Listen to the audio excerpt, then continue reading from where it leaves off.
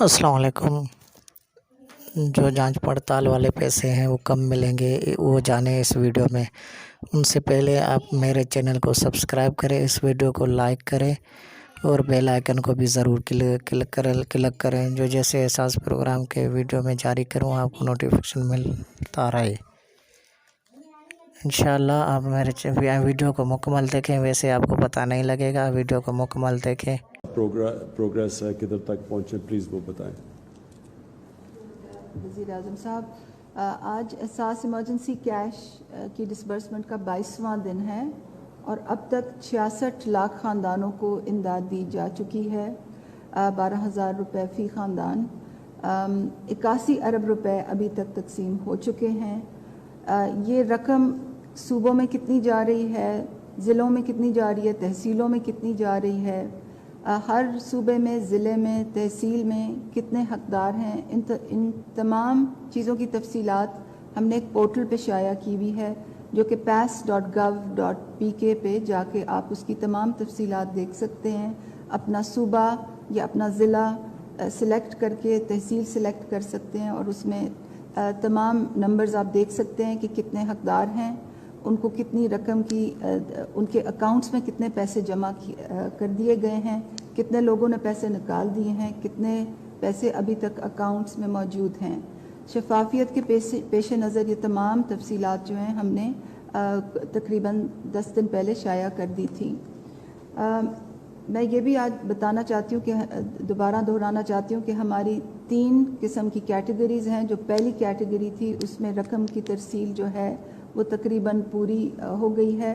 جو دوسری کیٹیگری ہے اس میں ابھی رقم کی جو تقسیم ہے ابھی جاری ہے، اور اس دوسری کیٹیگری میں تمام وہ لوگ ہیں جو کہ 8171 کی SMS اسکیم کے نتیجے میں ڈیٹا کی جانچ پڑتال کے نتیجے میں حقدار ٹھہرائے گئے ہیں۔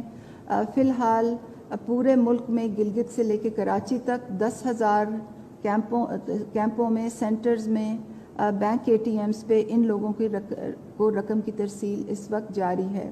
یہ ایک بہت بڑا آپریشن ہے، اس میں ہمیں دشواریاں بھی سامنے آ رہی ہیں۔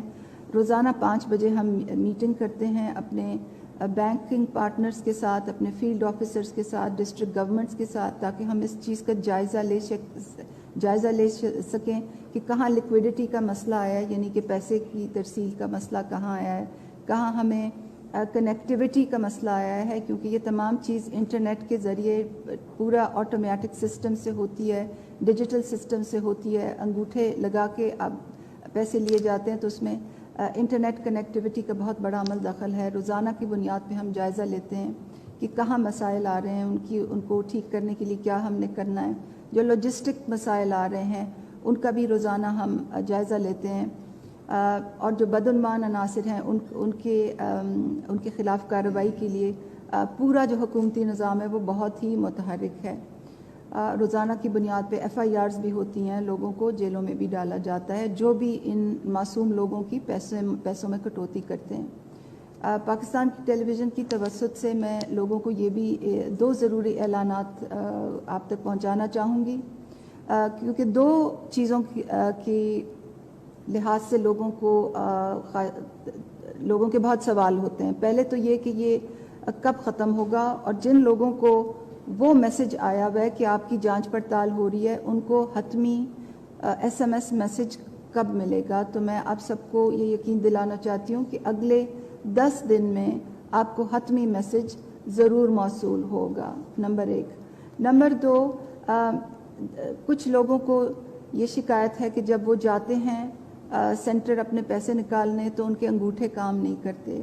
یہ تمام نئے حقدار لوگ ہیں، اور ان میں سے کچھ ایسے ہیں جن کی نادرا کے دفاتر میں ان کے انگوٹھوں کے نشان کی جو ویریفیکیشن ہے تو وہ دوبارہ سے ہونی ہے۔ تو میں آپ سب کو یقین دلانا چاہتی ہوں کہ حکومت بہت متحرک ہے۔ نادرا کے دفاتر کل سے بتدریج کھلتے جا رہے ہیں، اور جن لوگوں کو بھی یہ شکایت آئے گی ان کو نادرا کے دفاتر میں ان کی انگوٹھوں کی ویریفیکیشن کے بعد رقم کی ترسیل میں آسانی آئے گی۔ اسی سے ایک اور منسلک بات جو نادرا کے دفاتر سے منسلک بات ہے وہ یہ ہے کہ کچھ ایسے حقدار خاندانوں میں जिन में सरबराह की वफ़ात हो चुकी है और सरबराह की वफ़ात का इंदराज नादरा के डेटाबेस में नहीं हुआ, उनको रकम की हसूली में मुश्किलात हैं। हमें मालूम है कि उनको मुश्किलात हैं, मगर उनको भी नादरा के दफातर में जाके और डेथ रजिस्टर करवानी पड़ेगी ताकि उनके ख़ानदानों में जो दूसरे हकदार लोग हैं उनके CNIC पे रकम की तरसील का मैसेज उनको मौसूल हो सके और हम उसकी ऑथराइजेशन अपने बैंकों को जारी कर सकें। आखिरी बात मैं ये करना चाहूँगी कि जब तक आपको हमारी तरफ से तारीख़ वाला हतमी मैसेज ना आए, क्योंकि हमारे तरफ से एहसास की तरफ से जिन ख़ानदानों की निशानदेही हो जाती है कि वो हकदार हैं, उनको एक आखिरी हतमी मैसेज आता है जिस पे ये लिखा होता है कि आप अपनी रकम इस तारीख़ को जाके कलेक्ट कर सकते हैं।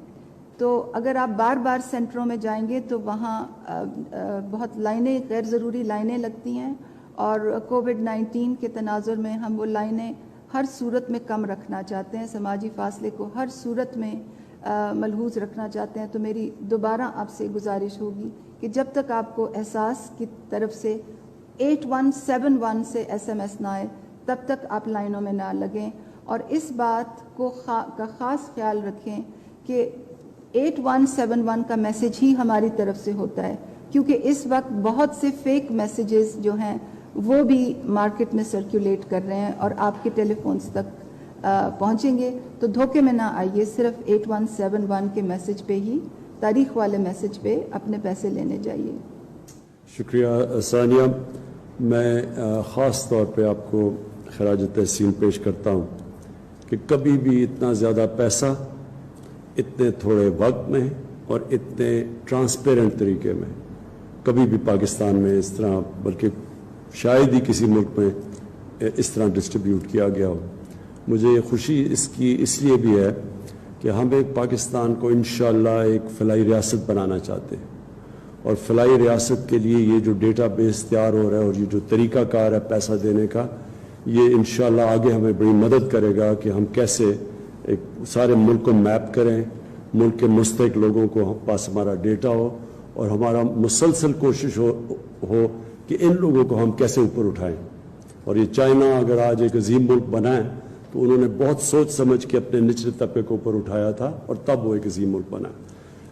हमाद अजहर, मैं आप चाहूँगा कि आप प्लीज़ बताएं ये जो आपने स्मॉल और मीडियम इंडस्ट्री का प्रोग्राम बनाया। हमारा जो प्रोग्राम